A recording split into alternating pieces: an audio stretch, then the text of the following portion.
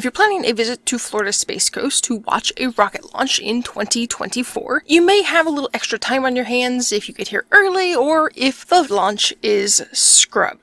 Plan on it being scrubbed. Happens all the time. But here are a few things we think you might enjoy doing if you have a little extra time on your hands. Of course, if you're interested in watching a launch, then you're going to want to visit to the Kennedy Space Center. It could honestly take you 2 days to see everything at the visitors complex, especially if you go through a little bit slowly.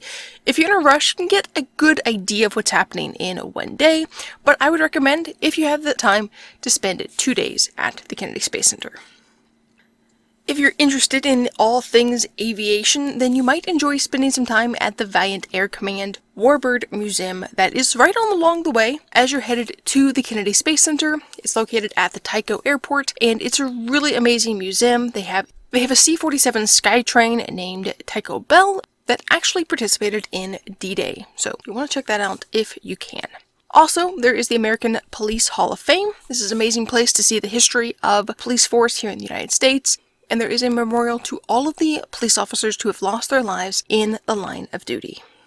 If you're wanting to see some more everyday memorabilia from the space program, then you're going to want to go to downtown Titusville and visit the American Space Museum and Space Walk of Fame. People who work there actually worked at the Kennedy Space Center, worked on the shuttle, potentially the Apollo project, Gemini project, Mercury, and they have a lot of great stories to share, so that might be worth some time if you're in the Titusville area.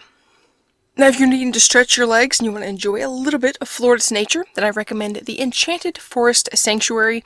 It's an amazing place to spend a few hours walking in Florida's nature.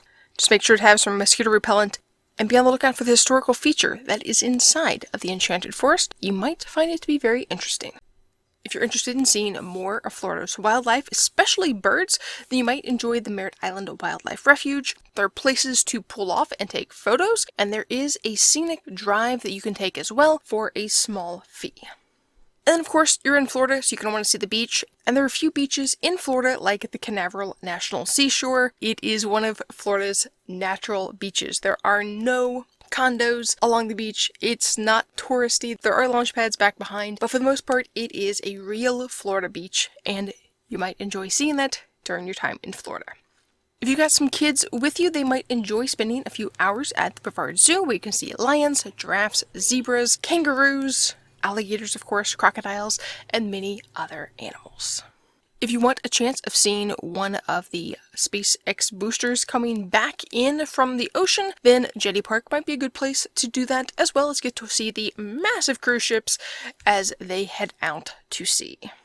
And last but not least, if you have a chance, this will take a little bit of pre-planning, but you might be able to schedule a tour out to the Cape Canaveral Lighthouse and get to see the only lighthouse between Ponce Inlet and Jupiter, if I remember correctly, that is still standing. But those are 10 things we think you might enjoy seeing here on the Space Coast of Florida as you're waiting for a launch. What other places would you add to the list? Let us know in the comments.